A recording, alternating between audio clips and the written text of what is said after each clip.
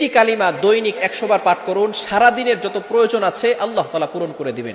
একটি কালিমা যদি আপনি 100 বার পাঠ করতে পারেন, আল্লাহ তাআলা আপনার সারা দিনের প্রয়োজন দূর করে দিবেন। শুধু তাই নয়, আল্লাহ পাক রব্বুল আলামিন 10টি গোলাম আজাদ করলে যে সওয়াব হয়, এই রেওয়ার্ড আপনার আমলনামায় আল্লাহ তাআলা দিয়ে দিবেন। Can you imagine that? আপনি কল্পনা করতে পারছেন?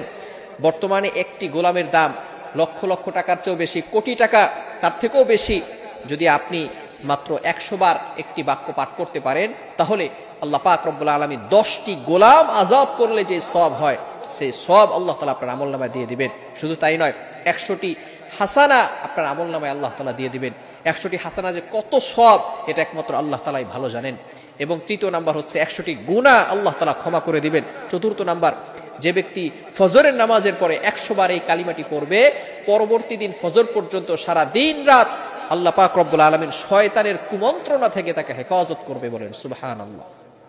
অনেক সময় শয়তান আমাদেরকে ধোঁকা দিয়ে বিভিন্ন কাজ করায়, বিভিন্ন খারাপ কাজ আমরা করে থাকি। সুতরাং যদি এই আমলটা আমরা করতে পারি, অবভিয়াসলি আল্লাহ পাক রব্বুল আলামিন শয়তানের কুমন্ত্রণা থেকে আমাদেরকে হেফাজত করবে। এবং 5 নাম্বার হচ্ছে, সারাদিনের যত প্রয়োজন রয়েছে এই প্রয়োজনগুলো আল্লাহ তাআলা দূর করে দিবেন।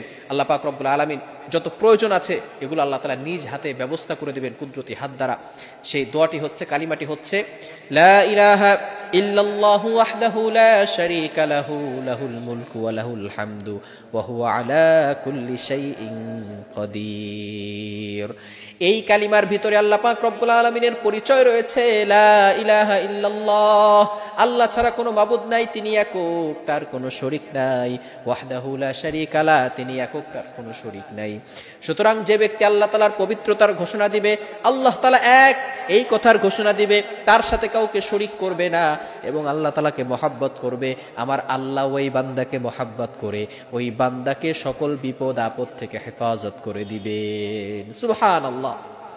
এজন্য আমরা দৈনিক ফজরের নামাজের পরে 100 বার এই বাক্যটা পড়ার চেষ্টা করব, লা ইলাহা ইল্লাল্লাহু ওয়াহদাহু লা শারীকা লা লাহুল মুলকু ওয়া লাহুল হামদু ওয়া হুয়া আলা কুল্লি শাইইন কাদির।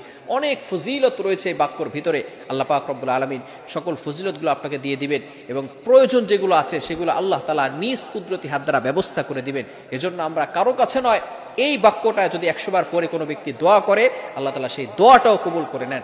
আমরা ফজরের নামাজের পরে এবং মাগরিবের নামাজের পরে এটা পড়ব, বিশেষ করে ফজরের নামাজের পরে অবশ্যই পড়ব। তবে দুঃখজনক হলেও সত্য, আমরা ফজরের নামাজ অনেকে পড়তে পারি না, ফজরের নামাজ পড়ি না, নামাজ পড়লেও দোয়াতে আমরা এই যে আমলগুলো আছে সে আমলগুলো করতে চাই না। অথচ রাসূল সাল্লাল্লাহু আলাইহি সাল্লাম দৈনন্দিন যে আমলগুলো ছিল এগুলো কখনো ছাড়তেন না, প্রতিনিয়ত সেই আমলগুলো তিনি করতেন।